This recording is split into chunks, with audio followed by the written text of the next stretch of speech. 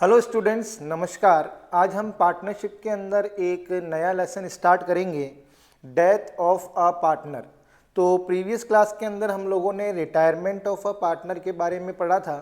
इस चैप्टर के अंदर हम डेथ ऑफ अ पार्टनर को कंप्लीट करेंगे और ये चैप्टर जो है बिल्कुल रिटायरमेंट ऑफ अ पार्टनर की तरह है। कुछ एक पॉइंट्स को लेकर डिफरेंस है और उन्हीं पॉइंट्स को जो है अपन इस क्लास के अंदर जो है डिस्कस करेंगे। तो चलिए हम पढ़ना स्टार्ट करते हैं डेथ ऑफ अ पार्टनर। तो देखिए, यदि हम डेथ ऑफ अ पार्टनर की बात करें तो सबसे पहले कुछ थ्योरेटिकल कंसेप्ट को हम समझते हैं और इसमें क्या लिखा हुआ है, partnership comes to an end on the death of a partner। यहाँ पे ये कह रहा है कि यदि किसी पार्टनर की मृत्यु हो जाती है तो पार्टनरशिप समाप्त हो जाती है। यहाँ पर पार्टनरशिप के समाप्त होने से मतलब है पार्टनरशिप डीड। पार्टनरशिप डीड जो है वो क्या हो जाती है, समाप्त हो जाती है। यानी कि अगर फर्म में किसी पार्टनर की मृत्यु हो जाती है तो पार्टनरशिप डीड क्या हो जाती है, समाप्त हो जाती है। बट द फर्म में continue its business with the remaining partners. लेकिन फर्म जो है वो अपना बिजनेस कंटिन्यू करती है जो भी रिमेनिंग पार्टनर्स बचते हैं उनके थ्रू। Who take share of the disease partner, और वो जो रिमेनिंग पार्टनर्स हैं वो मरने वाले पार्टनर का शेयर क्या करते हैं, ले लेते हैं। तो जब भी फर्म के अंदर किसी पार्टनर की मृत्यु हो जाती है तो पार्टनरशिप डीड समाप्त हो जाती है और जो रिमेनिंग पार्टनर्स होते हैं वो नई पार्टनरशिप डीड बनाते हैं और फर्म के बिजनेस को कंटिन्यू करते हैं और मरने वाले पार्टनर के शेयर को क्या करते हैं, ले लेते हैं। The accounting process on the death of a partner is same as that of retirement of a partner. देखो यहाँ पर क्या लिखा हुआ है कि जब किसी पार्टनर की फर्म में मृत्यु हो जाती है तो उसका अकाउंटिंग ट्रीटमेंट उसी तरीके से किया जाएगा जिस तरीके से रिटायरमेंट ऑफ अ पार्टनर के अंदर किया जाता है। यानी कि रिटायरमेंट ऑफ अ पार्टनर का अकाउंटिंग प्रोसेस और डेथ ऑफ अ पार्टनर का जो अकाउंटिंग प्रोसेस है वो बिल्कुल क्या है, सेम है। The difference between the two situation are, केवल दो पॉइंट्स को लेकर जो है यहाँ पर एक डिफरेंस है, बाकी अकाउंटिंग प्रोसेस क्या है, सेम है। Retirement of a partner is voluntary in nature and it can be planned, whereas death of a partner cannot be planned। भाई रिटायरमेंट ऑफ अ पार्टनर और डेथ ऑफ अ पार्टनर के अंदर main difference क्या है कि retirement of a partner जो होता है वो वॉलेंट्री होता है, यानी कि पार्टनर अपनी खुद की इच्छा से फर्म से क्या होता है, रिटायर होता है। और रिटायरमेंट को प्लान किया जा सकता है, या तो रिटायरमेंट जो है फाइनेंशियल ईयर के बिगनिंग में लिया जाता है, मोस्टली नेक्स्ट फाइनेंशियल ईयर जो भी आ रहा है उसके अंदर जो है रिटायरमेंट लिया जाता है। और बहुत कम चांसेस होते हैं कि पार्टनर जो है फाइनेंशियल ईयर के मिड में रिटायरमेंट ले। तो रिटायरमेंट को तो क्या किया जा सकता है, प्लान किया जा सकता है, लेकिन डेथ को प्लान नहीं किया जा सकता। भाई किसी भी पार्टनर की मृत्यु कभी भी हो सकती है। तो रिटायरमेंट ऑफ अ पार्टनर और डेथ ऑफ अ पार्टनर में पहला डिफरेंस क्या है कि रिटायरमेंट ऑफ अ पार्टनर को प्लान किया जा सकता है लेकिन डेथ ऑफ अ पार्टनर को प्लान नहीं किया जा सकता, क्योंकि मृत्यु की कोई तारीख नहीं होती है ना, मृत्यु कभी भी किसी को भी आ सकती है। Payment of the amount due is made to the retiring partner in case of retirement of a partner. और ये कह रहा है कि जब भी कोई पार्टनर फर्म से रिटायर होता है तो जो भी अमाउंट रिटायरिंग पार्टनर को देना होता है वो उस पार्टनर को ही दिया जाता है। Where is due amount is paid to the legal heirs of the deceased partner in case of death of a partner.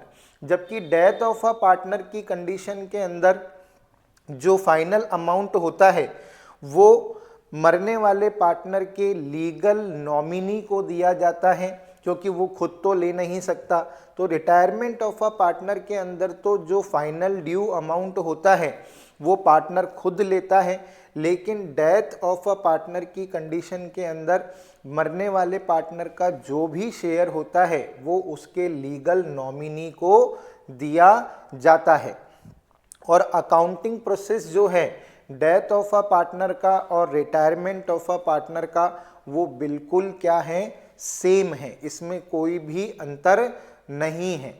तो देखिए इस स्लाइड के अंदर हम लोगों ने थोड़ी सी महत्वपूर्ण बातें जो हैं वो डिस्कस की कि भाई जब भी कोई पार्टनर मरता है तो एक तो पुरानी पार्टनरशिप डीड जो हो ख़त्म हो जाती है, यानी कि डेथ ऑफ अ पार्टनर भी क्या है, एक तरीके से रिकॉन्स्टिट्यूशन ऑफ फर्म है।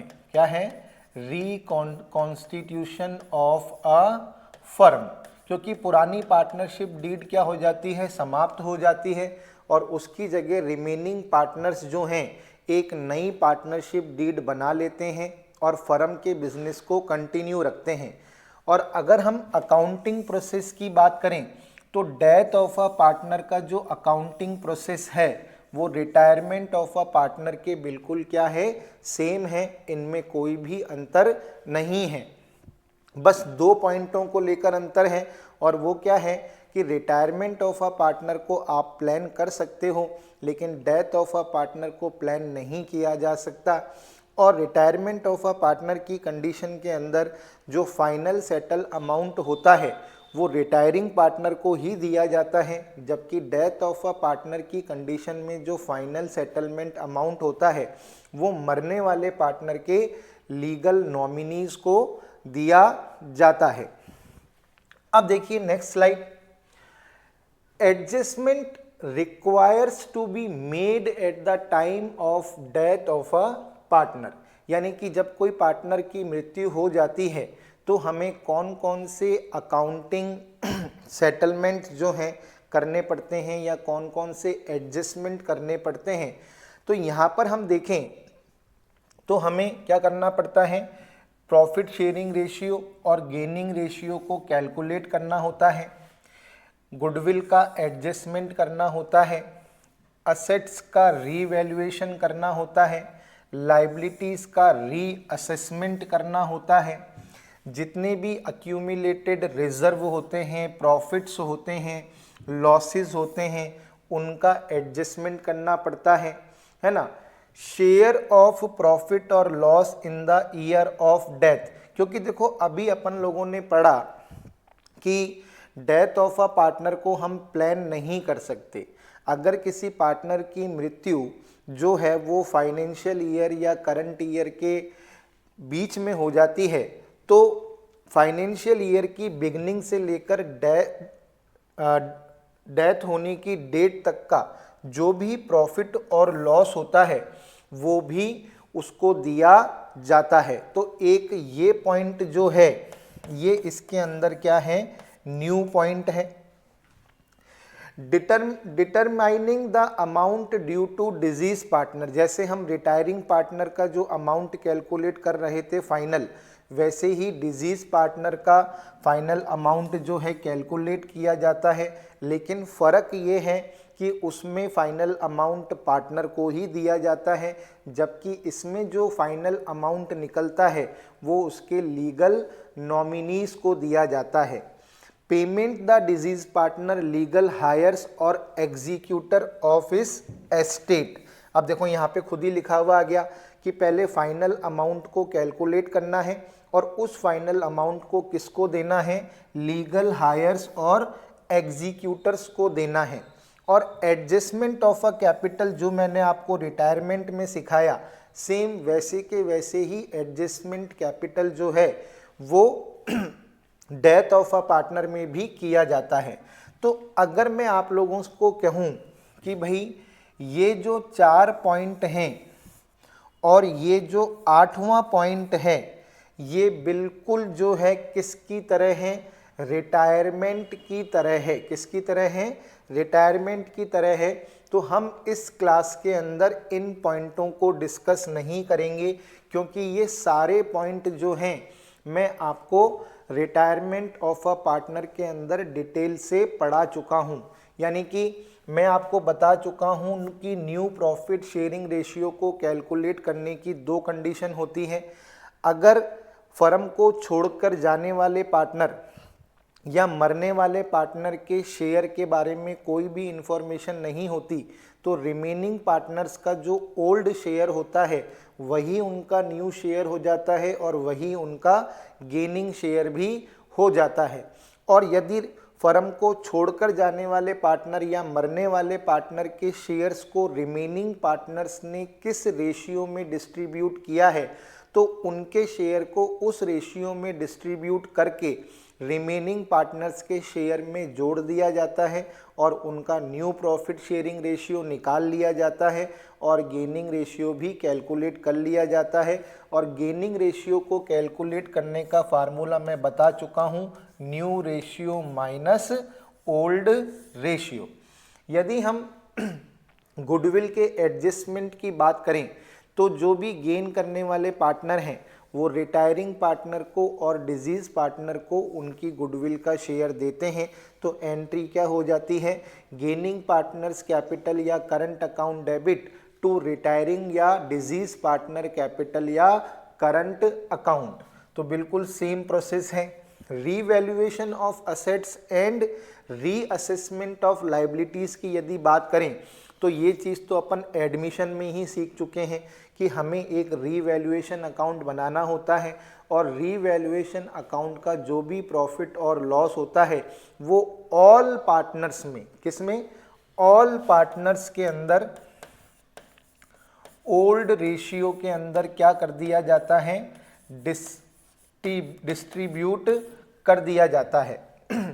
फिर हम यदि रिजर्व, अक्यूमुलेटेड प्रॉफिट और रिजर्व की बात करें तो इसके बारे में भी अपन एडमिशन ऑफ अ पार्टनर के अंदर ही सीख चुके हैं कि जितने भी रिजर्व होते हैं, अक्यूमुलेटेड प्रॉफिट होते हैं, लॉसेस होते हैं, इन्हें भी ऑल पार्टनर्स के अंदर ओल्ड रेशियो के अंदर क्या कर दिया जाता है, डिस्ट्रीब्यूट कर दिया जाता है। तो बिल्कुल सेम ट्रीटमेंट है, कहीं भी कोई चेंज नहीं है। जैसा अपन लोगों ने रिटायरमेंट के अंदर पढ़ा वैसा का वैसा सेम अकाउंटिंग प्रोसेस जो है वो डेथ ऑफ अ पार्टनर में है। बस वहाँ पर रिटायरिंग पार्टनर का कैपिटल अकाउंट आ रहा था, यहाँ पर डिजीज पार्टनर का कैपिटल अकाउंट जो है हम यूज़ करेंगे। ठीक है ना स्टूडेंट्स, मैं आपको क्लास के बीच में एक इन्फॉर्मेशन भी प्रोवाइड कराना चाहता हूँ कि मैंने कॉमर्स के स्टूडेंट्स के लिए एक ऑनलाइन कोर्स स्टार्ट किया है जो कि लाइव फ्रॉम क्लासरूम बैच है। और इस बैच के अंदर आपको जो भी क्लासेस प्रोवाइड कराई जाएंगी वो अनलिमिटेड वॉच टाइम के साथ विथ स्पीड फैसिलिटी आपको अवेलेबल होंगी। इसके अंदर आपको PDF नोट्स भी अवेलेबल कराए जाएंगे जिसे आप प्रिंट करा सकते हैं। इसके अंदर डाउट सेशन क्लासेस भी लगाई जाएंगी और इस कोर्स की जो वैलिडिटी रहेगी वो रहेगी from the date of purchase 1 year. और साथ ही साथ इस कोर्स की सबसे बड़ी खास बात यह है कि इसके अंदर आपको टॉपिक वाइज जो है टेस्ट सीरीज अवेलेबल होगी विथ वीडियो सॉल्यूशन। यदि आप इस कोर्स को ज्वाइन करना चाहते हैं तो आप गूगल प्ले स्टोर पे जाके CC मंत्रा के ऐप को डाउनलोड कर लीजिए और इस कोर्स को आप वहां से परचेज कर सकते हैं। अब देखिए हम बात करते हैं शेयर ऑफ प्रॉफिट और loss in the year of death. अब होता क्या है, जैसे अपन लोगों ने सीखा कि भाई डेथ को प्लान नहीं कर सकते। सपोज करो कोई एक फर्म में 3 पार्टनर हैं X, Y और Z। अब इनका प्रॉफिट शेयरिंग रेशियो है 3:2:1। अब Y की क्या हो गई, डेथ हो गई। Y की क्या हो गई, डेथ हो गई। तो हम क्या करते हैं, सपोज करो इसकी डेथ हो गई 30 जून को। 30 जून को क्या हो गई, इसकी डेथ हो गई।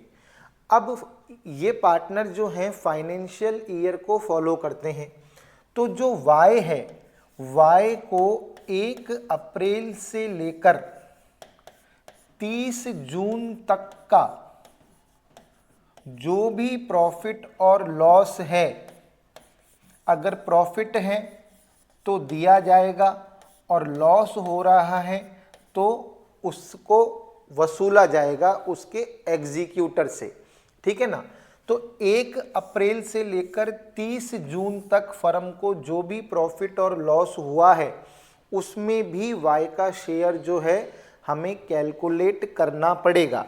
भाई ये 4 पॉइंट तो बिल्कुल रिटायरमेंट ऑफ अ पार्टनर की तरह हैं। कौन कौन से? एक तो न्यू प्रॉफिट शेयरिंग रेशियो निकालना, गेनिंग रेशियो निकालना, गुडविल का adjustment, revaluation of asset, reassessment of liabilities और अक्यूमुलेटेड रिजर्व प्रॉफिट और लॉसेस का जो भी एडजस्टमेंट है ये बिल्कुल किसकी तरह है? ये बिल्कुल जो है रिटायरमेंट ऑफ अ पार्टनर की तरह है। केवल कौन से पॉइंट में डिफरेंस है? 5वें में, 6ठे में और 7वें पॉइंट के अंदर जो है रिटायरमेंट ऑफ अ पार्टनर और डेथ ऑफ अ पार्टनर में जो है डिफरेंस है। तो अपन बात कर रहे हैं 5वें पॉइंट की, शेयर ऑफ प्रॉफिट और loss in the year of death. तो मैं आपको यही चीज सिखाने की कोशिश कर रहा हूं कि सपोज करो एक पार्टनर है वाई, उसकी 30 जून को क्या हो गई? डेथ हो गई और फाइनेंशियल ईयर फॉलो किया जा रहा है। अब फाइनेंशियल ईयर है 1 अप्रैल 2024 से 31 मार्च 2025 तक का, और इसकी डेथ कब हो गई? 30 जून को हो गई। तो 1 अप्रैल से लेकर 30 जून तक का जो भी प्रॉफिट और लॉस है उसमें वाई का शेयर हमें कैलकुलेट करके हमें उसका एडजस्टमेंट करना पड़ेगा। अब ये शेयर कैलकुलेट कैसे किया जाता है? इसको कैलकुलेट करने के 2 तरीके होते हैं। इसको कैलकुलेट करने के कितने तरीके होते हैं? 2 तरीके होते हैं। पहला तरीका क्या होता है? On the basis of average profit, on the basis of average profit, और एक तरीका होता है on the basis of sales. ठीक है। तो 1 अप्रैल से लेकर 30 जून तक का जो भी प्रॉफिट और लॉस है इसको हम 2 तरीके से कैलकुलेट किया जा सकता है, on the basis of average profit और on the basis of sales. यदि हम on the basis of average profit करते हैं तो क्या होगा? हमें प्रीवियस ईयर के प्रॉफिट्स जो हैं गिवन होंगे। हमें क्या होगा? प्रीवियस ईयर के प्रॉफिट्स क्या होंगे? गिवन होंगे। तो हम क्या करेंगे? सबसे पहले क्या निकाल लेंगे? एवरेज प्रॉफिट निकाल लेंगे। सबसे पहले क्या करेंगे? हम एवरेज प्रॉफिट को क्या करेंगे? कैलकुलेट करेंगे। सबसे पहले आप क्या करोगे? एवरेज प्रॉफिट को क्या करोगे? कैलकुलेट करोगे। और एवरेज प्रॉफिट कैलकुलेट करना हमको आता है। जितने भी ईयर्स का प्रॉफिट हमको दे रखा है उन सबको जोड़कर हम नंबर ऑफ ईयर्स से यदि डिवाइड कर देंगे तो हमारे पास क्या आ जाएगा? एवरेज प्रॉफिट आ जाएगा। अब ये एवरेज प्रॉफिट क्या है? पूरे साल का है। तो हम क्या करेंगे? इस एवरेज प्रॉफिट को पहले उतने मंथ में कैलकुलेट करेंगे जितने मंथ वाई जिंदा रहा। अब वाई कितने महीने जिंदा रहा? अप्रैल, मई और जून, 3 महीने जिंदा रहा। तो हम इस एवरेज प्रॉफिट को सबसे पहले 3 महीने के ऊपर लेकर आएंगे, क्योंकि भाई एवरेज प्रॉफिट जो है वो तो फुल ईयर का है। तो हम इस फुल ईयर के प्रॉफिट को पहले क्या करेंगे? 3 मंथ्स के प्रॉफिट में कन्वर्ट करेंगे और उसके बाद जो y का शेयर है, अब y का शेयर कितना है? 2/6। तो यहाँ पर जो भी अमाउंट आएगा वो किसका शेयर होगा? वाइज शेयर होगा। क्या होगा? वाइज शेयर होगा। आ गई बात समझ में?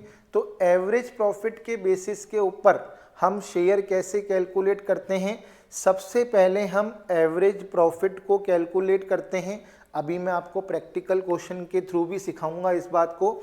सबसे पहले हम क्या करते हैं, एवरेज प्रॉफिट को कैलकुलेट करते हैं और फिर उस एवरेज प्रॉफिट को उतने मंथ पर लेकर आते हैं जितने मंथ पार्टनर जो है जिंदा रहा। और सपोज करो 21-22 तारीख को डेथ हो जाए तो आप क्या करोगे, फिर यहाँ पर डेज अपॉन 365 कर दोगे। क्या कर दोगे, डेज अपॉन 365, ठीक है ना। अगर दिनों का महीनों का हिसाब आता है तो आपको 12 लिखना है, मंथ और 12 लिखना है, और यदि डेज का हिसाब आता है तो आपको जितने दिन वो जिंदा रहा वो और नीचे 365 लिखना है, और फिर उसके शेयर से उसको मल्टीप्लाई कर देना है, तो डिजीज पार्टनर का शेयर आपके पास आ जाएगा। यदि on the basis of sales करते हैं, क्या करते हैं, on the basis of sales यदि हम करते हैं तो हमको क्वेश्चन के अंदर क्या होगा, प्रीवियस ईयर की सेल क्या होगी, गिवन होगी।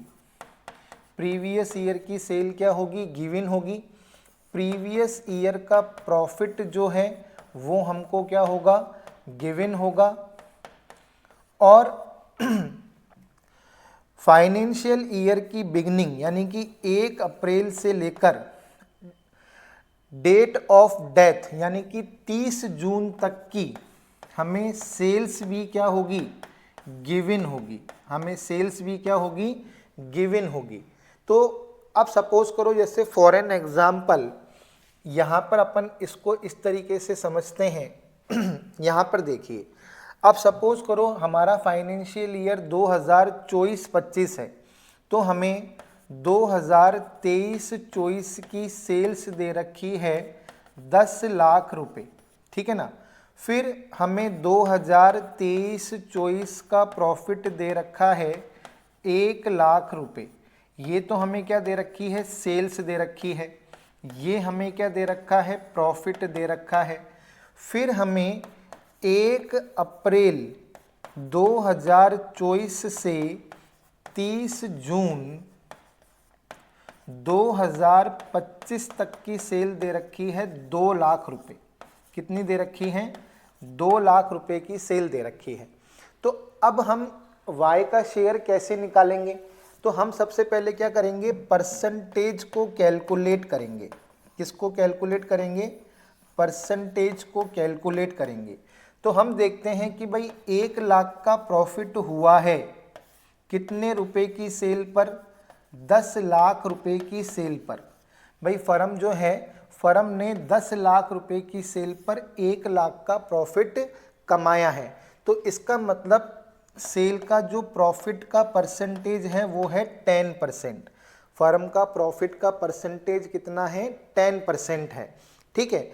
अब फर्म ने फाइनेंशियल ईयर के अंदर 2 लाख रुपए की सेल करी है, तो इसका मतलब इस 2 लाख रुपए की सेल के अंदर फर्म ने प्रॉफिट कमाया होगा 10%, यानी कि 20,000 का प्रॉफिट फर्म ने कमाया होगा। तो इस 20,000 के प्रॉफिट के अंदर Y का शेयर कितना होगा, तो हम 20,000 को क्या करेंगे, 2/6 से मल्टीप्लाई करके Y का शेयर निकाल लेंगे।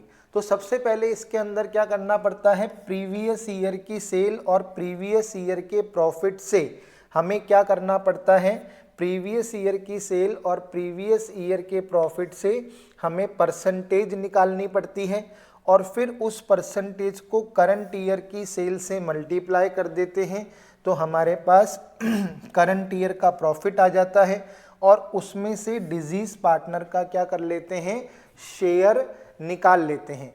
तो सबसे पहले मैंने आप लोगों को ये सिखाया कि जब किसी पार्टनर की डेथ हो जाती है तो क्या किया जाता है। 5वां पॉइंट अपना क्या है भाई, 4 पॉइंट तो सेम है। तो हम प्रॉफिट और loss of the current year कैसे निकालते हैं, किसका, मरने वाले पार्टनर का। 2 तरीकों से निकाल सकते हैं, एवरेज प्रॉफिट से भी निकाल सकते हैं और on the basis of sales से भी निकाल सकते हैं। अब इस प्रॉफिट को और लॉस को, भाई देखो जरूरी नहीं है कि हमेशा प्रॉफिट ही हो, कभी कभी एवरेज लॉस भी आ सकता है। उसी तरह जरूरी नहीं है कि हमेशा प्रॉफिट ही हो, कभी फर्म को लॉस भी हो सकता है। तो जो भी प्रॉफिट और लॉस हम निकालते हैं किसका, डिजीज्ड पार्टनर का, किसका, डिजीज्ड पार्टनर का, उसको अकाउंटिंग बुक के अंदर हम किस तरीके से एडजस्ट करते हैं, ये हमारे लिए एक इम्पॉर्टेंट पॉइंट है। भाई हमने ये तो सीख लिया कि भाई मरने वाले पार्टनर का प्रॉफिट और लॉस करंट ईयर का कैसे कैलकुलेट किया जाता है, क्योंकि जरूरी नहीं है कि भाई पार्टनर की डेथ हमेशा फाइनेंशियल ईयर के एंड में हो, फाइनेंशियल ईयर के मिड में हो जाती है। तो जिस फाइनेंशियल ईयर की बिगिनिंग से लेकर डेट ऑफ डेथ तक हम मरने वाले पार्टनर का प्रॉफिट और लॉस जो है दो तरीके से कैलकुलेट कर सकते हैं, एक एवरेज प्रॉफिट से या फिर एक सेल्स से। तो दोनों तरीकों से हम कैसे कैलकुलेट कर सकते हैं ये मैंने आपको एग्जाम्पल के थ्रू समझा दिया। अब इस जो भी प्रॉफिट और लॉस निकलता है इसको एडजस्ट करने के लिए अकाउंटिंग बुक्स में इसकी जनरल एंट्री करने के दो सिचुएशन होती है। जो भी प्रॉफिट और लॉस हम कैलकुलेट करते हैं इसको अकाउंटिंग बुक के अंदर एंट्री करने की दो सिचुएशन होती है। फर्स्ट सिचुएशन क्या होती है उसको पढ़ो, शेयर ऑफ प्रॉफिट और loss in the year of death. तो इसके अंदर जो कंडीशन फर्स्ट है वो क्या है, if profit sharing ratio of the, if profit sharing ratio of the remaining partners does not change, if profit sharing ratio of the remaining partner does not change. तो देखना इसके अंदर क्या होता है, यानी कि जो रिमेनिंग पार्टनर्स हैं वो अपना प्रॉफिट शेयरिंग रेशियो क्या नहीं कर रहे, चेंज नहीं कर रहे। कहने का मतलब क्या है, जैसे फॉर एन एग्जांपल XYZ एक फर्म के अंदर पार्टनर हैं और इनका प्रॉफिट शेयरिंग रेशियो है 3:2:1। Y की क्या हो गई, डेथ हो गई, Y की क्या हो गई, डेथ हो गई, और X और Z अपना जो प्रॉफिट शेयरिंग रेशियो है वो 3:1 ही रखेंगे, यानी कि डज नॉट चेंज, यानी कि पार्टनर्स अपना प्रॉफिट शेयरिंग रेशियो क्या नहीं कर रहे हैं, चेंज नहीं कर रहे। तो अब इस कंडीशन के अंदर क्या जनरल एंट्री होगी, इसको ध्यान से देखिएगा। यदि प्रॉफिट है यानी कि डिजीज पार्टनर को प्रॉफिट हुआ है तो हम क्या एंट्री करेंगे, हम एंट्री करेंगे profit and loss suspense account debit to deceased partner, to deceased partner capital और करंट अकाउंट। और यदि लॉस है, क्योंकि मैंने कहा जरूरी नहीं है कि हमेशा प्रॉफिट ही आए, लॉस भी आ जाता है, और यदि लॉस हुआ है तो ये एंट्री उल्टी हो जाएगी, इसमें लिखेंगे डिजीज्ड पार्टनर कैपिटल और current account debit to profit and loss suspense account. तो आपको ध्यान रखना है, मैंने यहाँ पर आपको नोट्स फॉर्म में यही लिख कर दिया है कि देखो when disease partner share in profit, यदि उसको प्रॉफिट होता है तो हम क्या एंट्री करेंगे, profit and loss suspense account debit to deceased partners capital या करंट अकाउंट, है ना। और यदि उसको लॉस होता है तो हम क्या एंट्री करेंगे, डिजीज पार्टनर कैपिटल या current account debit to profit and loss suspense account. यानी कि हम एंट्री को क्या कर, इस एंट्री को रिवर्स कर देंगे। क्लियर हो गई बात। और ये जो profit and loss suspense account है, इसे जब भी हम फाइनेंशियल स्टेटमेंट बनाएंगे तो इस कंडीशन के अंदर हम कहाँ पर लिखेंगे, हम इसको लिखेंगे बैलेंस शीट की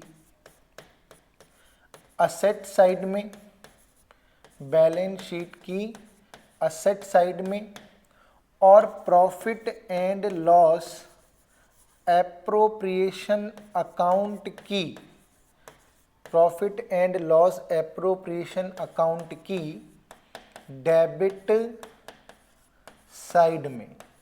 ध्यान रखना है, एग्जाम में आपसे पूछा जा सकता है कि बताइए पीएनएल सस्पेंस अकाउंट अगर मरने वाले पार्टनर को उसका हिस्सा देने के लिए निम्नलिखित जनरल प्रविष्टि की गई है, तो वर्ष के अंत में अंतिम खाते बनाते समय इस अकाउंट को बैलेंस शीट और लाभ हानि नियोजन खाते में कहाँ पर दर्शाया जाएगा। तो आपको ध्यान रखना है, इसे बैलेंस शीट की असेट साइड में और पीएनएल एप्रोप्रिएशन की डेबिट साइड में लिखेंगे। और यदि ये कंडीशन आती है, यानी कि लॉस वाली कंडीशन होती है और हम ये जनरल एंट्री करते हैं, तो फिर पीएनएल सस्पेंस अकाउंट को बैलेंस शीट की किस साइड में, लायबिलिटी साइड में, बैलेंस शीट की लायबिलिटी साइड में, और profit and loss appropriation account की, profit and loss appropriation account की क्रेडिट साइड में दिखाएंगे। कहाँ दिखाएंगे, प्रॉफिट एंड लॉस एप्रोप्रिएशन की क्रेडिट साइड में दिखाएंगे।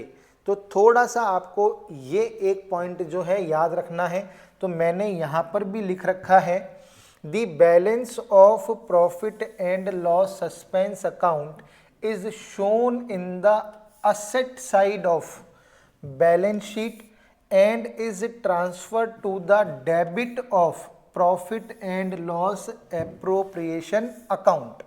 और इस कंडीशन के अंदर मैंने क्या लिख रखा है, the balance of profit and loss suspense account is shown in the liability side of the balance sheet and is transferred to the credit of profit and loss appropriation account। यानी कि notes के अंदर हर बात जो मैं आपको समझा रहा हूँ वो लिखी हुई है, वो आपके सामने बिल्कुल लिखी हुई है, तो आपको इन पॉइंटों के ऊपर ध्यान देकर जाना है। क्लियर हो गई बात, क्योंकि जो मेन डिफरेंस है वो मैं समझा रहा हूं कि सबसे पहले हमने क्या किया, प्रॉफिट या लॉस कैलकुलेट किया, किसका, डिजीज पार्टनर का, और जो रिमेनिंग पार्टनर्स हैं एक्स और जेड अपना प्रॉफिट शेयरिंग रेशियो चेंज नहीं कर रहे, तो हम प्रॉफिट की कंडीशन में ये जनरल एंट्री करेंगे, लॉस की कंडीशन में ये जनरल एंट्री करेंगे। क्लियर हो गई बात। और वर्ष के अंत में हम पीएनएल सस्पेंस अकाउंट को किस कंडीशन में कैसे शो करेंगे ये मैंने आपको सिखा दिया।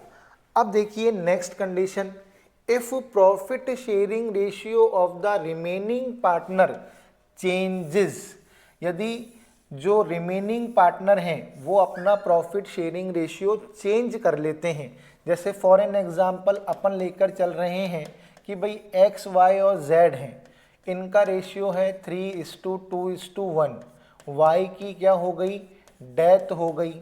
अब एक्स और जेड अपना प्रॉफिट शेयरिंग रेशियो फ्यूचर में 1:1 कर रहे हैं, यानी कि वो 3:1 की जगह क्या कर रहे हैं, 1:1 कर रहे हैं, यानी कि वो चेंज कर रहे हैं। तो अगर चेंज कर लेते हैं तो फिर ये जनरल एंट्री नहीं होगी, है ना, क्योंकि ये कंडीशन क्या है, डज नॉट चेंज, इसमें प्रॉफिट शेयरिंग रेशियो चेंज नहीं हो रहा, जबकि इस कंडीशन के अंदर वो प्रॉफिट शेयरिंग रेशियो को क्या कर रहे हैं, चेंज कर रहे हैं। तो फिर क्या होगा, जो एंट्री हम गुडविल के समय करते हैं, अब सपोज करो प्रॉफिट की कंडीशन है, किसकी कंडीशन है, हमने प्रॉफिट और लॉस को कैलकुलेट कर लिया। कौन किसके प्रॉफिट और लॉस को, डिजीज पार्टनर के प्रॉफिट और लॉस को हमने या तो एवरेज प्रॉफिट के बेसिस पर या सेल्स के बेसिस पर क्या करा, कैलकुलेट कर लिया। और रिमेनिंग पार्टनर्स अपना प्रॉफिट शेयरिंग रेशियो भी क्या कर रहे हैं, चेंज कर रहे हैं।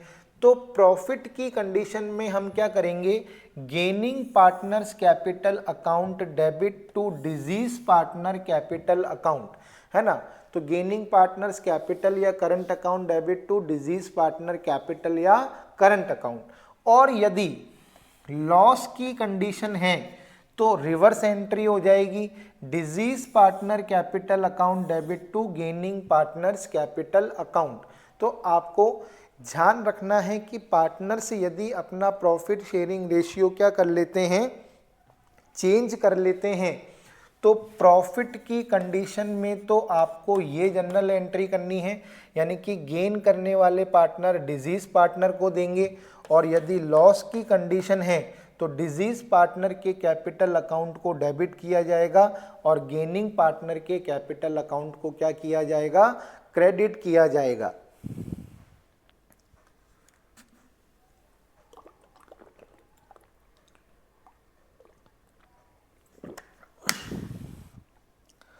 तो यहां तक का मैटर क्लियर है आप लोगों का?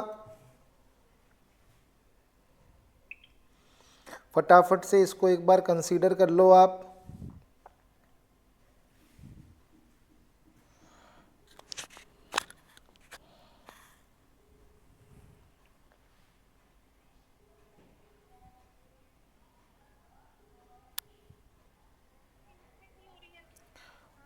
हाँ 5 मिनट के लिए लाइव क्लास ज्वाइन करना। हाँ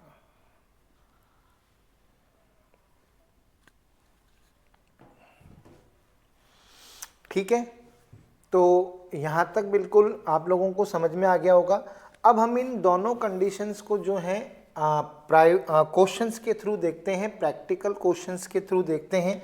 उससे आपको ये दोनों कंडीशन जो है और अच्छी तरीके से क्या है, क्लियर हो जाएगी।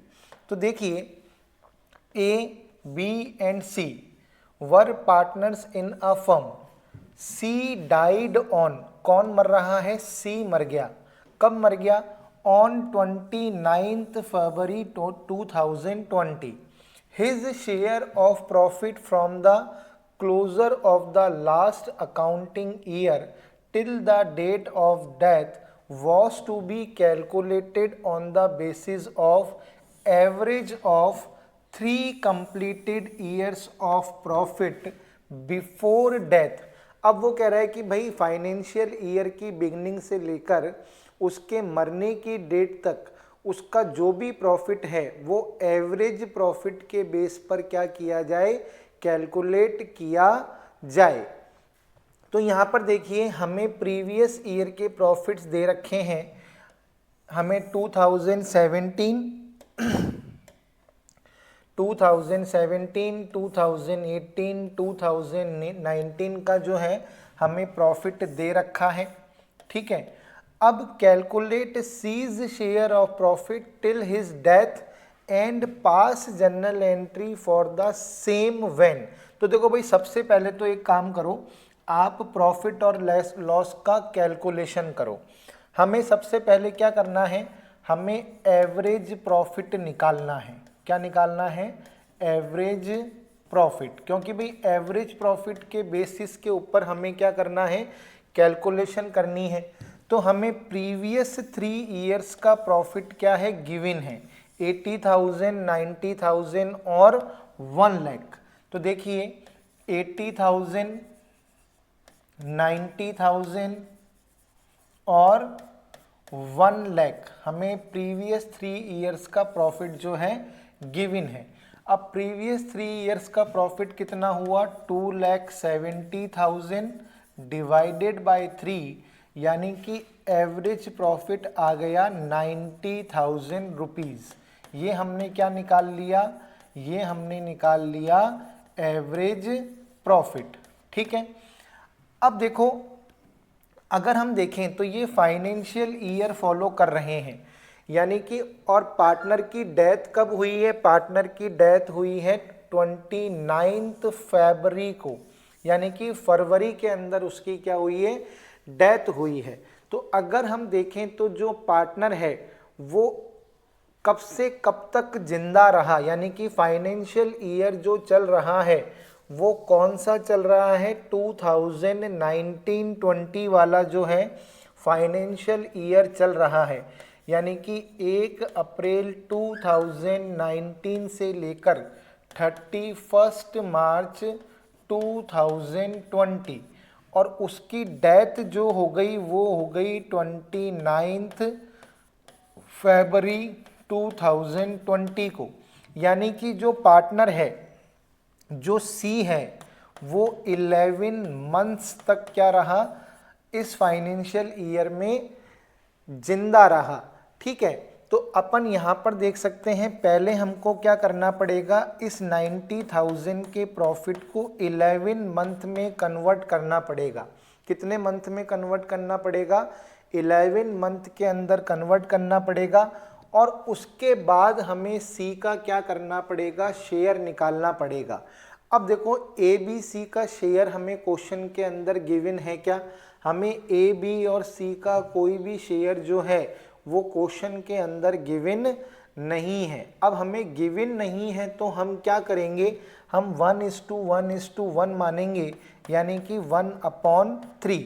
तो यानी कि हम इसको कैंसिल कर लेते हैं, तो देखते हैं किससे कैंसिल हो रहा है, ये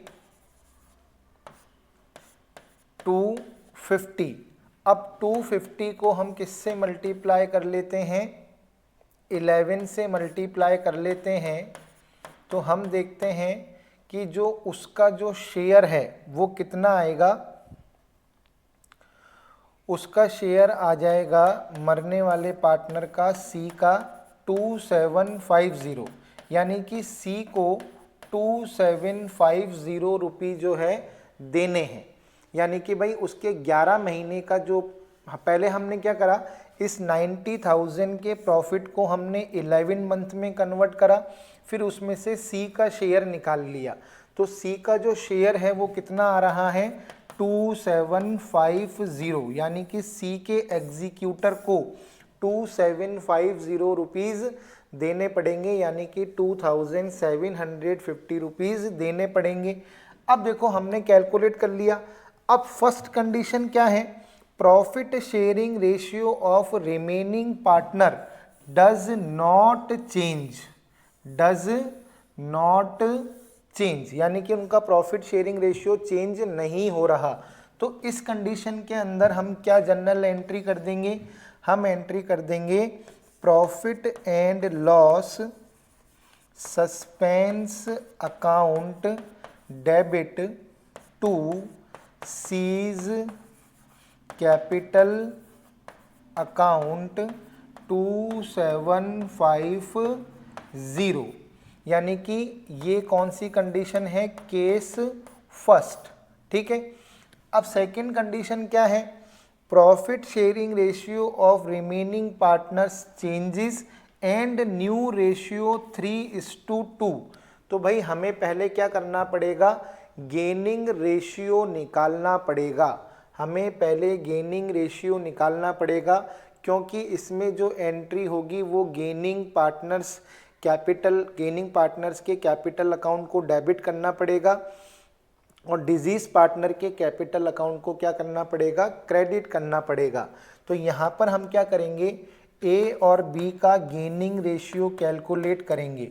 अब इनका न्यू रेशियो क्या है, 3/5 और 2/5, और ओल्ड रेशियो 1/3 और 1/3, यानी कि new ratio minus old ratio करेंगे तो हमारे पास गेनिंग रेशियो आएगा।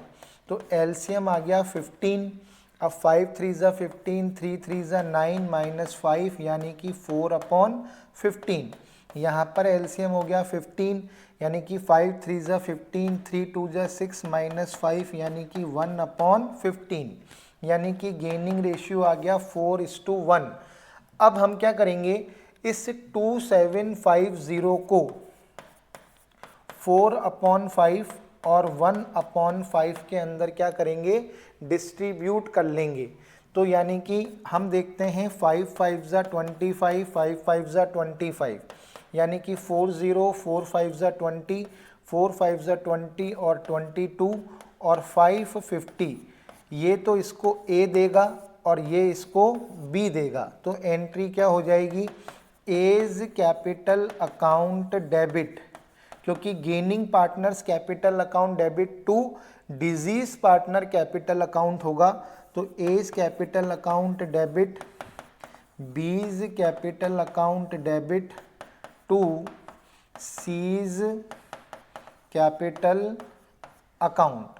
तो 2200, 550 और यहाँ पर आ जाएगा 2750। ये हो गया आपका केस सेकंड।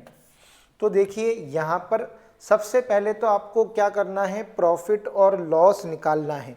फिर जो भी आता है, जैसे यहाँ पर हमारे पास प्रॉफिट आया, तो प्रॉफिट के अंदर आपको देखना है कि पार्टनर यदि अपना प्रॉफिट शेयरिंग रेशियो चेंज नहीं कर रहे तो आपको ये जनरल एंट्री करनी है, और पार्टनर्स यदि अपना प्रॉफिट शेयरिंग रेशियो चेंज कर रहे हैं तो आपको gaining partners capital account debit to deceased partner capital account वाली जनरल एंट्री करनी है। और यही अगर लॉस होता तो ये एंट्री रिवर्स हो जाती इस कंडीशन में, और इस कंडीशन में ये एंट्री रिवर्स हो जाती। ठीक है, तो हमने एवरेज प्रॉफिट के बेस पर इस चीज को अपन लोगों ने सीख लिया। अब देखिए एक क्वेश्चन और करते हैं, on the basis of sales, इसको भी अपन कर लेते हैं। ये कह रहा है कि भाई A B and C were partner sharing profit in the ratio of 2:2:1। अब इसमें कौन मर रहा है, B. B died on 30 June 2020। B died on 30 June 2020। Books of accounts are closed on 31 March each year, यानी कि ये फाइनेंशियल ईयर फॉलो करते हैं।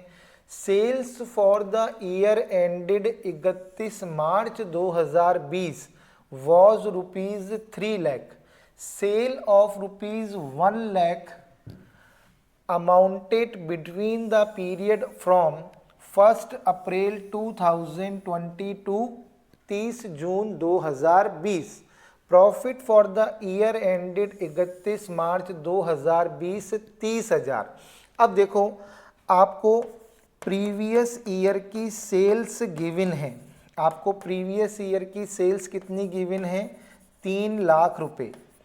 आपको प्रीवियस ईयर का प्रॉफिट गिवन है 30,000 रुपये। भाई सेल है 3 लाख रुपए और प्रीवियस ईयर का प्रॉफिट है 30,000 रुपये, और आपको 1 अप्रैल 2020 से लेकर डेट ऑफ डेथ यानी कि 30 जून तक की सेल्स गिवन है। कितनी, 30 जून 2020 तक की जो सेल्स गिवन है वो कितनी गिवन है आपको, वो आपको गिवन है 1 लाख रुपीज़। तो सबसे पहले तो हम क्या करेंगे, प्रॉफिट कैलकुलेट करेंगे। क्या कैलकुलेट करेंगे, प्रॉफिट। तो इसमें फर्स्ट स्टेप क्या है, पहले हम परसेंटेज कैलकुलेट करेंगे।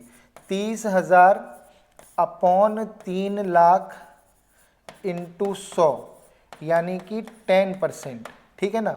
फिर हम सेकंड कंडीशन में क्या करेंगे, 1 लाख रुपए की सेल इस साल की है तो इसके ऊपर भी 10% का प्रॉफिट कमाया होगा, और इसमें बी का हिस्सा क्या होगा, भाई प्रॉफिट शेयरिंग रेशियो क्या है 2:2:1, तो इसमें बी का हिस्सा होगा 2/5।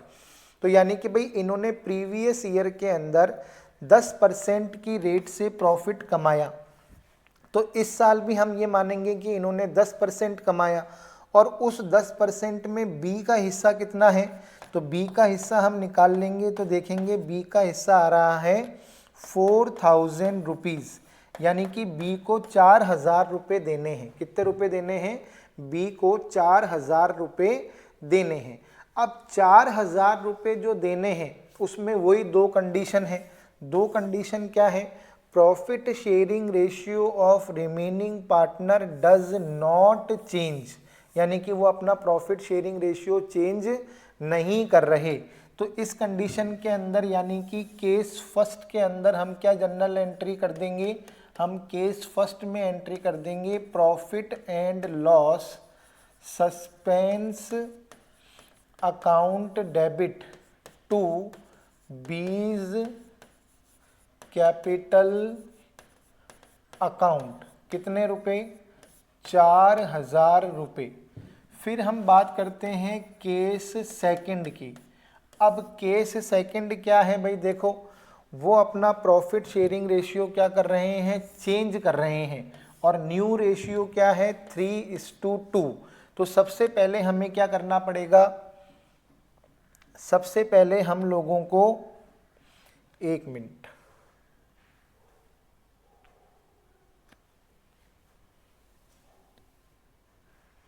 सबसे पहले हम लोगों को क्या करना पड़ेगा, गेनिंग रेशियो निकालना पड़ेगा। गेनिंग रेशियो का फार्मूला क्या होता है, new ratio minus old ratio, और गेनिंग रेशियो किसका निकलेगा, ए और सी का। तो ए और सी का हमें न्यू रेशियो क्या दे रखा है 3:2, यानी कि 3/5 और 2/5, और इनका ओल्ड रेशियो क्या था 2/5 और 1/5, 2/5 और 1/5। तो एलसीएम आ गया 5, यानी कि 3 - 2 यानी कि 1/5, और यहाँ पर एलसीएम आ गया 5 यानी कि 2 - 1 यानी कि 1/5, यानी कि गेनिंग रेशियो हो गया 1:1। अब ए और सी कितना कितना देंगे, 4000 इंटू 1/2, 4000 इंटू 1/2, यानी कि ए भी 2000 रुपये देगा और सी भी 2000 रुपये देगा।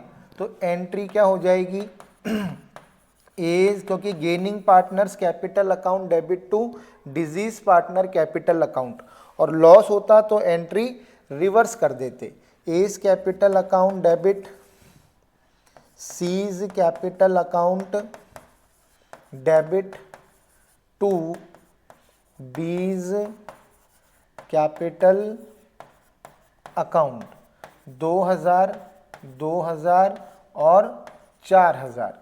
ध्यान रखना ये प्रॉफिट की कंडीशन है, किसकी कंडीशन है, और हमने प्रॉफिट कितना कैलकुलेट करा 4000, और वो भी किसके बेसिस पर, सेल्स के बेसिस पर, है ना। अब ये 4000 का प्रॉफिट हुआ है, इसलिए केस फर्स्ट में ये एंट्री हुई है और केस सेकंड में ये एंट्री हुई है। यदि प्रॉफिट की जगह लॉस हो जाता तो ये एंट्रियां रिवर्स हो जाती। इस चीज़ का आपको क्या रखना है, ध्यान रखना है।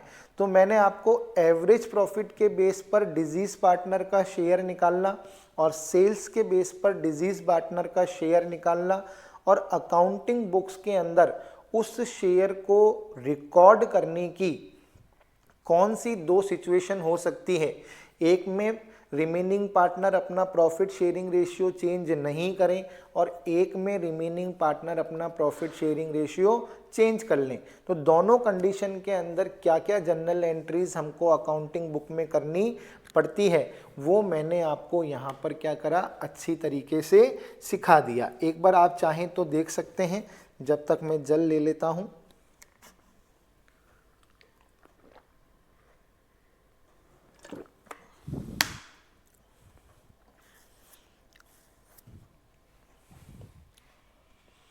अब देखिए आप, payment of amount due to legal heirs और executor of the disease partner, यानी कि रिटायरमेंट ऑफ अ पार्टनर के अंदर हम लोग क्या कर रहे थे कि हम जो अमाउंट निकल रहा था फाइनल सेटलमेंट के बाद, वो हम रिटायरिंग पार्टनर को ही दे रहे थे। लेकिन यहाँ पर हम क्या करेंगे कि भाई पार्टनर की जब डेथ हो जाती है तो उसका जो फाइनल अमाउंट ड्यू होता है वो हम किसको देते हैं, उसके एग्जीक्यूटर को देते हैं। किसको देते हैं, उसके एग्जीक्यूटर को देते हैं। इस चीज़ को आपको ध्यान रखना है। तो यानी कि अगर हम उसको पूरा अमाउंट दे देते हैं, लम सम का मतलब क्या होता है, फुल अमाउंट, यानी कि फुल अमाउंट जो भी उसका निकला है।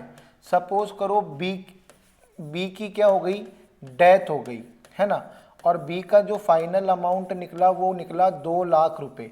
हमें बी को 2 लाख रुपए देने हैं। तो अब बी को तो दे नहीं सकते क्योंकि बी की तो क्या हो गई, डेथ हो गई।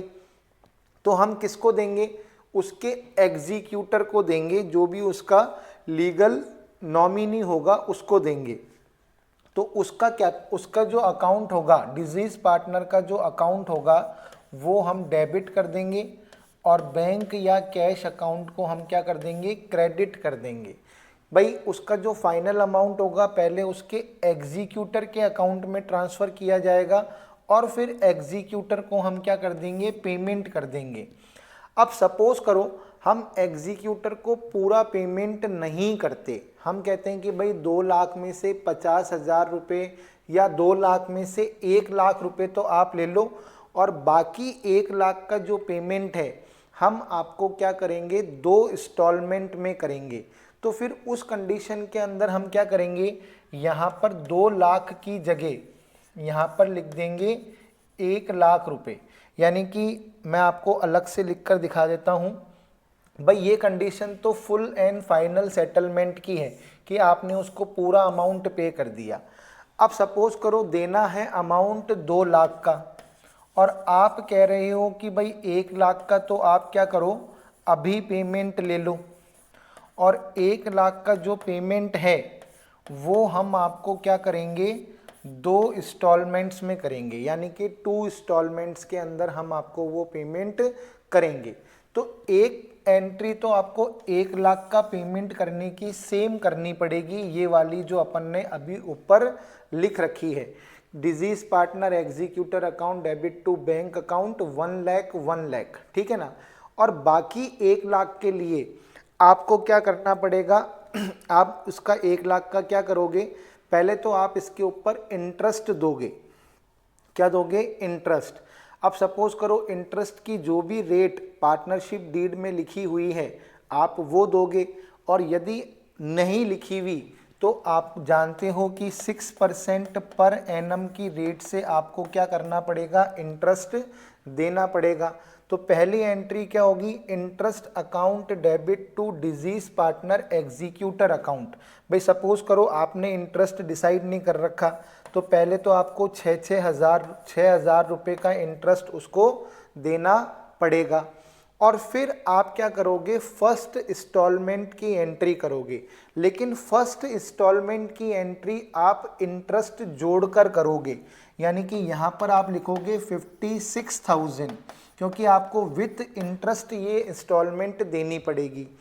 फिर सेकेंड ईयर क्या होगा, सेकेंड ईयर अब अमाउंट बचा 50,000 का, तो आपको अब इंटरेस्ट जो है वो 50,000 के ऊपर कैलकुलेट करना है, यानी कि 3,000।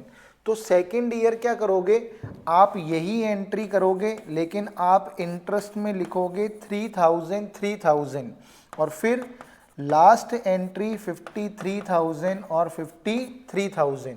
तो आपके ऊपर डिपेंड करता है कि आप फाइनल अमाउंट कैसे देना चाहते हो। अगर आप पूरा अमाउंट एक बार में चुकाना चाहते हो तो आप एंट्री करोगे deceased partner executor account to bank account, और यदि आप इंस्टॉलमेंट में देना चाहते हो तो जो भी अमाउंट आप पहले दे रहे हो उसकी एंट्री तो आप ये कर दो और बाकी का जो अमाउंट जितनी इंस्टॉलमेंट में आप दे रहे हो उतनी इंस्टॉलमेंट से डिवाइड करके आप पर इंस्टॉलमेंट का अमाउंट निकाल लो। तो यहाँ पर 2 इंस्टॉलमेंट थी तो यानी कि एक 50,000 की, दूसरी 50,000 की।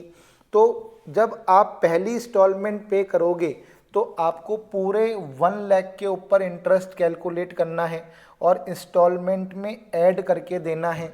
फिर सेकंड इंस्टॉलमेंट में आपको रिमेनिंग अमाउंट पे इंटरेस्ट पे करना है और आपको इंस्टॉलमेंट में ऐड करके देना है। तो इंटरेस्ट का अमाउंट जो है वो इंस्टॉलमेंट के साथ पे किया जाता है हर साल का।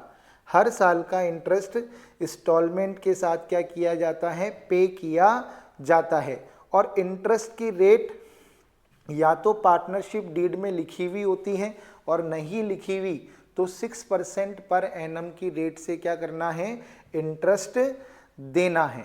तो ये बहुत ही इंपॉर्टेंट पार्ट था और एग्जाम के अंदर डायरेक्ट क्वेश्चन आ जाता है कि in the condition of death final amount किसको पे किया जाता है या किस अकाउंट में ट्रांसफर किया जाता है, तो हमारा आंसर होगा एग्जीक्यूटर अकाउंट में क्या किया जाता है, ट्रांसफर किया जाता है। और लास्ट इस चैप्टर का बड़ा ही यूनिक जो पार्ट है वो देखिए, और वो है सेक्शन 37। बहुत कम टीचर्स आपको ये बताएंगे, लेकिन मैं आपको बता रहा हूँ section 37। Section 37 of the Indian partnership act 1932। हम लोगों ने 31 सेक्शन देखा, 32 देखा, है ना। तो सेक्शन 31 एडमिशन से रिलेटेड, सेक्शन 32 रिटायरमेंट से रिलेटेड, है ना। अब हम बात कर रहे हैं सेक्शन 37 की। बड़ा ही इंटरेस्टिंग सेक्शन है ये, और पार्टनरशिप की डेफिनेशन सेक्शन 4 में है, इस चीज़ का आप ध्यान रखना, ठीक है। तो section 37 of the Indian partnership act 1932 क्या कहता है, as per section 37 of the Indian Partnership Act 1932, if full or part amount of outgoing partner, यहाँ पे ये सेक्शन 37 रिटायरमेंट में भी लागू होता है और डेथ में भी लागू होता है, अमाउंट ऑफ आउटगोइंग पार्टनर और disease partner remains to be paid them, he will be entitled to interest or share in profit. It is mutually agreed among partners that interest or share in profit will not be paid, no amount shall be payable। भाई ये यहाँ पर क्या कहने की कोशिश कर रहा है कि सपोज करो अगर आप रिटायर होने वाले पार्टनर को या मरने वाले पार्टनर को आप उसका पूरा या पार्ट अमाउंट जो भी है वो यदि पे नहीं करते हो, तो आपको उस अमाउंट के ऊपर क्या देना पड़ेगा, इंटरेस्ट देना पड़ेगा, या फिर आपको उसको प्रॉफिट में से शेयर देना पड़ेगा, या फिर आपको उसमें से उस प्रॉफिट में से क्या करना पड़ेगा, शेयर देना पड़ेगा। जैसे देखो यहाँ पर मैंने इंटरेस्ट दिया था 6%, आपको प्रॉफिट में से या तो इंटरेस्ट देना पड़ेगा या शेयर देना पड़ेगा, जो भी आप लोगों के बीच में तय हुआ है उसके अकॉर्डिंग। अगर इंटरेस्ट तय हुआ है तो इंटरेस्ट देना पड़ेगा, शेयर इन प्रॉफिट डिसाइड हुआ है तो शेयर इन प्रॉफिट देना पड़ेगा, किस पर, रिमेनिंग अमाउंट पर। किस पर, रिमेनिंग अमाउंट जो आपने रिटायर होने वाले पार्टनर या मरने वाले पार्टनर को अभी तक नहीं दिया है। तो वैसे तो हमेशा क्या होता है, इंटरेस्ट ही दिया जाता है, कभी भी प्रॉफिट में से शेयर वाली कंडीशन जो है वो बहुत कम होती है। हमेशा क्या दिया जाता है, रिमेनिंग अमाउंट जो अभी तक हमने रिटायर होने वाले पार्टनर को या मरने वाले पार्टनर के एग्जीक्यूटर को नहीं चुकाया है, उसके ऊपर हमेशा क्या दिया जाता है, इंटरेस्ट ही दिया जाता है। और इंटरेस्ट जो होता है वो हमेशा पार्टनरशिप डीड के अंदर लिखा हुआ होता है कि भाई इतने % की रेट से इंटरेस्ट दिया जाएगा। लेकिन ध्यान रखना, if there is no agreement, बहुत इंपॉर्टेंट बात है, if there is no agreement among the partners, then outgoing partners और his representative have the choice to get either of the following till final settlement. तो अगर आपने partnership deed में कोई भी एग्रीमेंट नहीं किया है, तो रिटायर होने वाला पार्टनर या मरने वाले पार्टनर का जो भी एग्जीक्यूटर है वो इन दो ऑप्शन में से कोई भी ऑप्शन यूज कर सकता है लीगली आप उसको मना नहीं कर सकते। इसलिए भैया पार्टनरशिप डीड के अंदर पहले ही लिख लेना कि अगर कोई पार्टनर फर्म छोड़ के जाता है या किसी पार्टनर की मृत्यु हो जाती है तो उसके एग्जीक्यूटर को जो भी अमाउंट पे नहीं किया गया है या रिटायरिंग पार्टनर को जो भी अमाउंट अभी तक पे नहीं किया गया है उसको इतने % की रेट से इंटरेस्ट दिया जाएगा। लेकिन अगर आपने ये बात तय नहीं की है तो फिर वो इन 2 ऑप्शन में से कोई भी एक ऑप्शन कानूनन तौर पर यूज़ कर सकता है और आप उसको मना नहीं कर सकते। या तो वो 6% पर एनम की रेट से इंटरेस्ट लेगा या फिर वो प्रॉफिट में से हिस्सा लेगा, share in the profit earn proportionate to his amount outstanding to total capital, और अपने उस अनुपात में प्रॉफिट में हिस्सा लेगा जो पैसा आपने उसको अभी तक नहीं चुकाया है, टोटल कैपिटल से उसका कंपैरिजन करेगा। अब इससे रिलेटेड क्वेश्चन देखते हैं, सेक्शन 37 से रिलेटेड बहुत अच्छा क्वेश्चन है। देखिए ये कह रहा है कि भाई लाल, बाल और Pal were partner sharing profit and losses in the ratio of 4:3:2। Pal died on 1st July 2019, on which date the capital of Lal, Bal and Pal after all necessary adjustment यानी कि सारे एडजस्टमेंट करने के बाद stood at ₹75,000, 65,000 and 45,000 respectively. Lal and Bal continued to carry on the business for 6 months without settling the account of Pal, यानी कि इन्होंने पाल का पैसा चुकाया नहीं है और पाल को इनको कितना पैसा चुकाना है 45,000। भाई पाल 1 जुलाई को मर गया और पाल की 1 जुलाई को जो कैपिटल आई है वो आई है 45,000 रुपीज़ की, यानी कि ये इसका क्या है, आउटस्टैंडिंग अमाउंट है जो पाल को चुकाना चाहिए, लेकिन इन्होंने पाल को चुकाया नहीं है और ये बिजनेस को क्या कर रहे हैं, कंटिन्यू कर रहे हैं। During the period of 6 month, यानी कि 1 जुलाई से लेकर के 31 दिसंबर, ये अपना फाइनेंशियल ईयर जो है कैलेंडर ईयर मानते हैं, और इन्होंने 1 जुलाई से लेकर 31 दिसंबर तक 50,000 रुपये का क्या कमाया है, प्रॉफिट कमाया है। 50,000 रुपये का क्या कमाया है, प्रॉफिट कमाया है। State which of the 2 options available with Pal's executor under section 37 of the Indian partnership act 1932 should be exercised. अब वो कह रहा है कि बताओ पाल का जो एग्जीक्यूटर है वो कौन से 2 ऑप्शन अंडर सेक्शन 37 के अकॉर्डिंग यूज़ कर सकता है, क्योंकि अभी तक उसको फाइनल अमाउंट चुकाया नहीं गया है।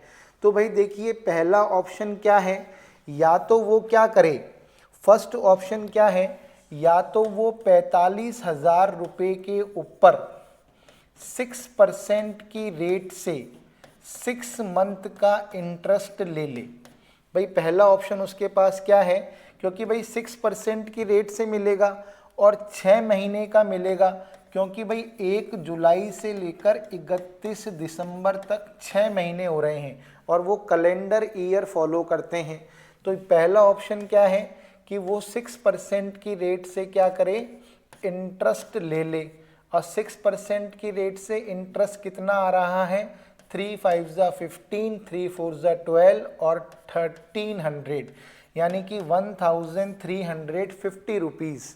और सेकंड ऑप्शन क्या है कि वो शेयर इन प्रॉफिट ले ले। अब शेयर इन प्रॉफिट कैसे कैलकुलेट करते हैं, outstanding amount upon continuing partners capital plus outstanding amount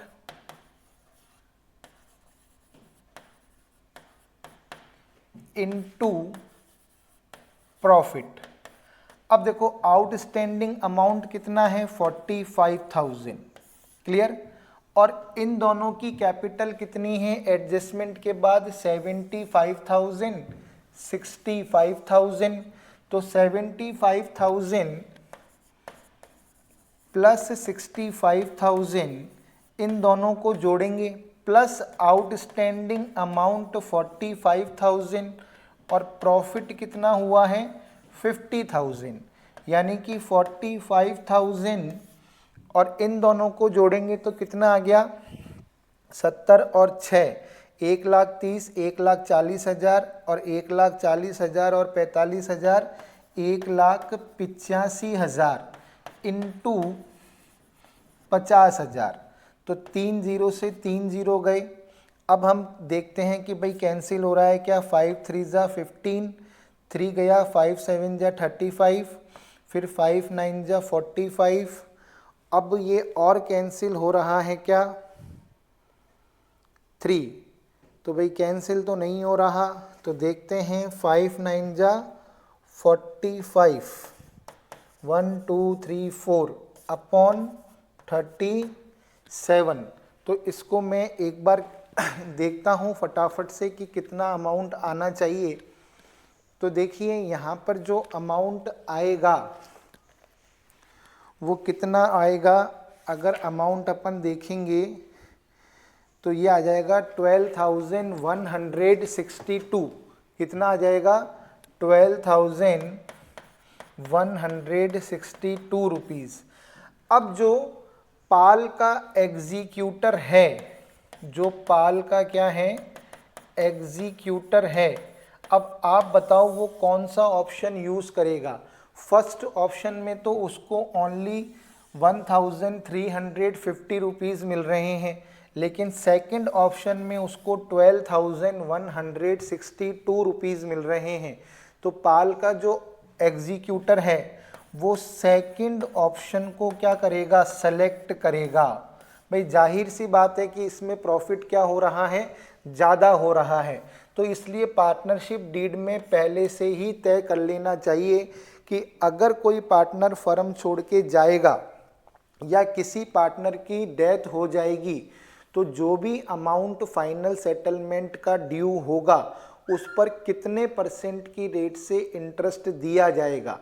यदि आपने इस बात को तय नहीं किया तो जो जाने वाला पार्टनर है या मरने वाले पार्टनर का जो एग्जीक्यूटर है वो सेक्शन 37 के अकॉर्डिंग इन दोनों में से कोई भी ऑप्शन को यूज़ कर सकता है।